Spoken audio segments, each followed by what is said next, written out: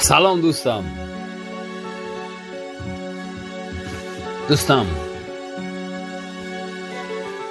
من میدانم زندگی تلخ است، دشوار است. از دنبال زندگی ناتوان و سرگردان میگردی، دنبال پول، دنبال مال، دنبال دنیا میگردی.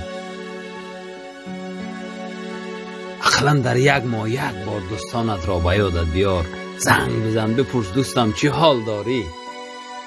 شاید دوستی تو امروز در دشواری ها باشد، شاید خداوند همون صحیفه زندگی بر او کشاده باشد که دوستی تو امروز از همه ده نادارترین، غمدارترین، بیچاره ترین باشد. که یک بار خبرش بگیر، بگو دوستم چه حال داری، او خوشحال میشد. با اصطلاح تاجیکا یک کرته گوشت میگیرد. دوستم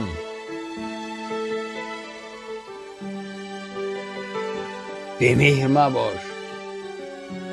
میدانم پول داری، مال داری،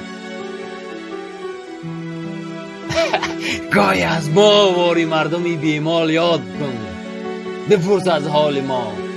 اون دوستایی که خداوند و قسمت و و تقدیر و به نقشه خود اونها رو نادار کرده است، باری از اونها خبر بگیر، احوالش را بپرس، زیرا خداوند روز اون مال و دولتی تو را از دستت میگیرد، ناتوان و نادار میشوی.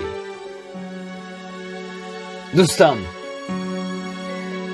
به خدا محتاج یک درهمی تو نیستم. دوستم به خدا محتاج دوستم به خدا محتاج یک زنگ و علاقه تو نیستم، اما یک ناموس دوستی مرا ویران میکند که از تو بار سخن گویم و از احوالت بپرسم، اما هر باری زنگت میزنم تو یک باروی درشت گپ میزنی، من خجالت میشوم. به خدا چند بار بعد از خاموش کردن تلفنم اشک ریختم، گفتم دوستی من این خط بیمیر شده است. دوستم به خدا خطا میکنی. دوستم گفتم گو روزی میشود که خداوند دولتت را از دستت میگیرد. فقط یک بار از من، برای من از تو یگان چیز لازم نیست، فقط یک بار بگو دوستم خوب هستی، چه حال داری. این کافی است. دوستان زود از دوستان خود خبر گیرید.